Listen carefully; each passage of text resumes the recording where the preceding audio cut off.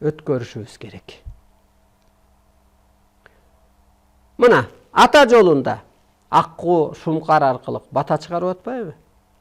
Ошол батаны Арстаналай чыгарып атат азыр. Мен ата жолун жаап койдум, ал бир этап арбай кереметин эле билүү. Ата жолунан чык, токтот, болду бара болбо. Тетирсинче ошо сен пир туткан атанын ордун сен аткар.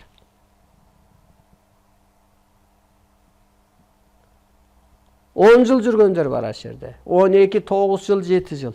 Бизге келип 2-3 илим алып эле түшүнүп, шамындагы жапканын токтотуп, намасын да токтотуп, мазар кыдырганын да токтотуп, темселеп Казакстанга барганын да токтотуп эле илим алып, анткени алар ишеничке кирип алган.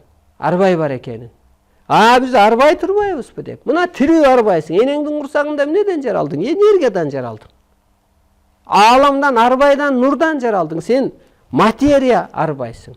Мына ушу кызматыбызды аткарышыбыз керек. Ан үчүн эмне кылыш керек? Эң биринчи боштондукка чыгыш керек. Боштондукка. Мына мындай элестетели. Азыр бүгүнкү күндө деле мындай элестетели. Илгери укчубуз го Олия, ак адамдар кайып болуп кетиптир деп, нурга айланып кетиптир деп. Анан бул ишенчүбүз. Жалганго десең, Бүгмайрам апа деле транс убагында дейбизби, медитация деп коебу, аалам менен байланышкан убактабы, же кабаралардабы жок болуп кетип, анан канча бир сааттан кийин жерге түшүп атпайбы? Бирок бир дүйнөнү күйүп көрүп мына. Нурданып кетип, кайып болуп кетип. Ансагандай эле элестетчи, кайып болуп эле бул дүйнөгө түштүк деп элестетели. Биз улуубуз. Жер жалган болуп кетти мына. Президентиңне кашаны чыгарып атат. Андан берки депутатың, министриң жөн эле убакыт өткөрүш керек болуп атат. Эптеп 6 жыл өтсүн дейби, 5 жыл отурсун дейби, эптеп айыл өкмөтү дагы отура турайын дейби. Айлык алып, ыгы келген жерден жеп.